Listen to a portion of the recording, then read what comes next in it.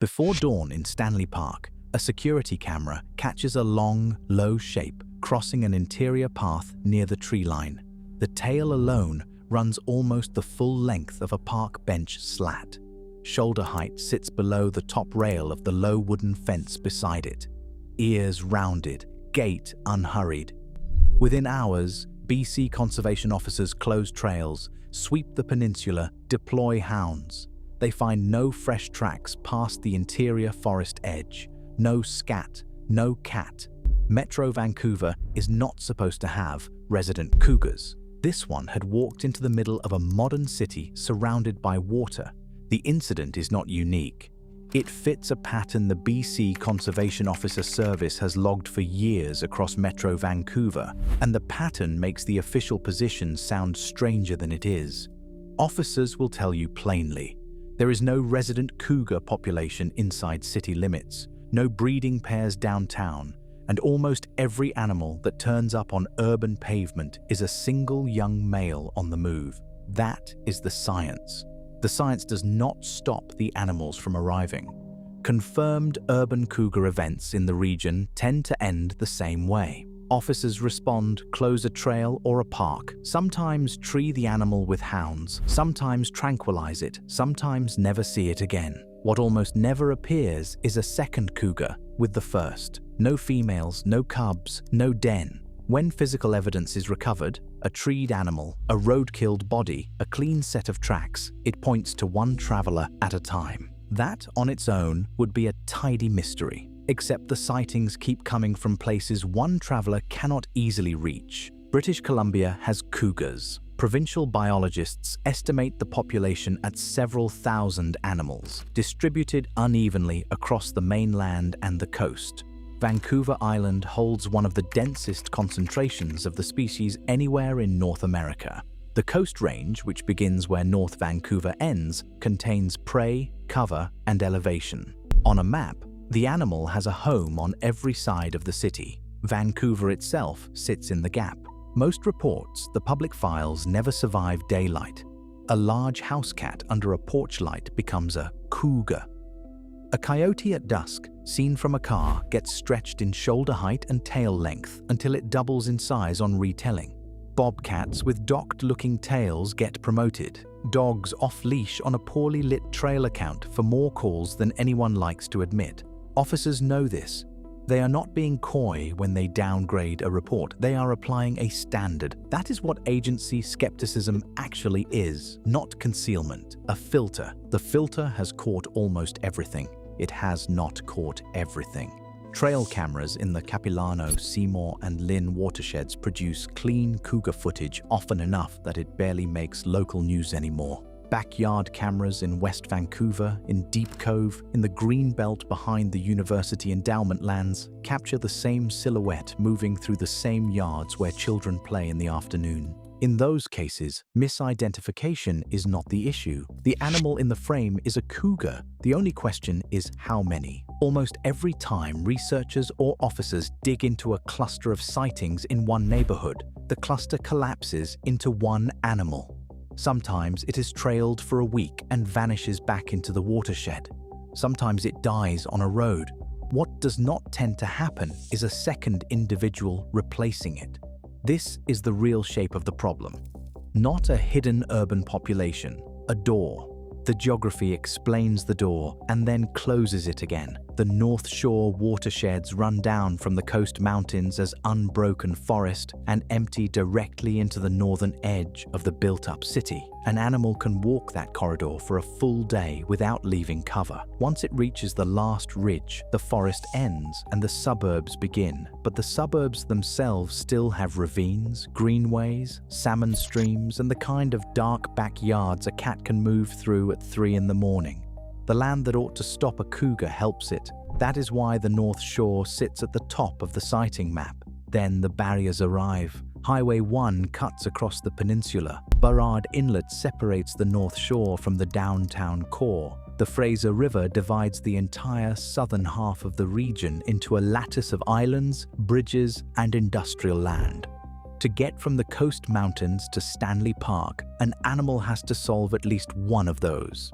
That is the part the map cannot easily explain. Water is where the received wisdom fails first. The assumption that a coastal channel stops a large cat is not a rule. It is a habit. Cougars swim, and they swim farther than most people who live around them realize. On the British Columbia coast, cougars have been documented moving between islands across meaningful stretches of open saltwater, from Vancouver Island out into the smaller islands scattered off its eastern shore. The animals living on Vancouver Island itself are, by definition, descended from ones that got there. That single fact rewrites what counts as a barrier. A cougar that will cross a cold channel between islands to reach new hunting ground is a cougar that will at least consider Burrard Inlet on a quiet night. The highways are harder. Road mortality is a leading cause of death for dispersing young male cougars across their North American range, and Highway 1 through the lower mainland is not a route any large mammal crosses safely without help. Wildlife biologists have mapped the pinch points for years. A cougar can walk 50 kilometers undercover and still die on the last 200 meters of asphalt. Which brings us to the traveler. The clearest signal that Metro Vancouver sightings are movement rather than settlement comes from research on cougar dispersal itself. Young males, pushed out of their birth range by resident adults, routinely cover 100 kilometers or more searching for territory. In the most extreme case ever documented in North America, a single male cougar left the Black Hills of South Dakota, crossed 4 states over roughly 2 years, and was killed on a Connecticut parkway. DNA tied the body back to the Black Hills. The straight-line distance was around 2,400 kilometers. No one saw the animal for most of the trip. It moved through farmland, forest, suburbs, and interstates without being confirmed. That case did not prove Connecticut had cougars. It proved that one cougar had crossed most of a continent alone, on foot, undetected. The scale reshaped what biologists were willing to consider possible for the species. It also explained more or less overnight why individual animals kept turning up in places the range maps said they should not be. Apply that to the Salish Sea. The distance from established Coast Range cougar habitat to any point in Metro Vancouver is trivial by comparison.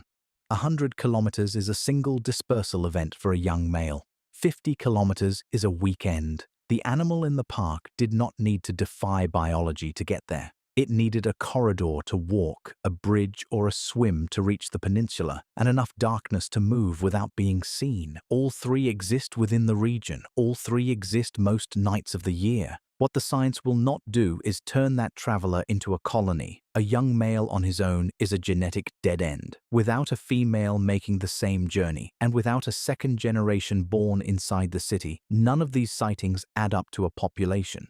Cougar recolonization has occurred in North America, slowly, in the Midwest, along river corridors, over decades. But it happens only where females also move, and females disperse far less than males. The watersheds hold cougars. The city itself, on the current evidence, holds only their footprints. There is one more twist the geography drives home. Some of the North Shore sightings, plotted over a few weeks, do not describe several cats. They describe one cat walking a circuit. Trail camera timestamps line up. Coat patterns match. The impression of an infestation is often a single hungry animal being seen by 10 different people in 10 different backyards on 10 different nights. Officers know this. It is why they respond to a cluster the way they do. Not searching for a pack, searching for one traveler before it kills a dog or corners a child. That is the part the viral clips never explain. Return to Stanley Park.